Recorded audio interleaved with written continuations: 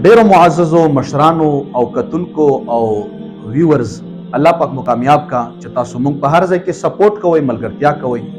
خبره دا ده چې اعتکاف ته ډیر ملګري ناست دي.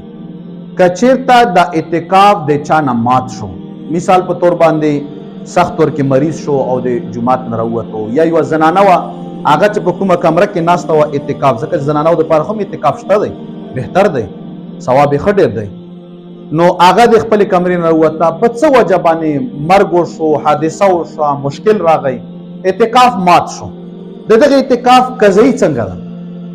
نو احادیثو کې راغلي دي، روایاتو کې راغلي دي، او فقه حنفي کې بیا مشهور کتاب د هندوستان په سطح باندې بهار شریعت کې مولانا امجد علي رحمت الله تعالی علیه فرمایي چې چانم اعتکاف مات شو، دا سنت اعتکاف چې چانم مات شو، د په بهار شریعت کې لیکلي دي چې دا د ده لپاره اعتکاف دا دی چې دی د یا په همدې روژه کې 24 غنټې یعنی یوه ورځ او یوه شپه مکمل طور باندې اعتکاف کوي.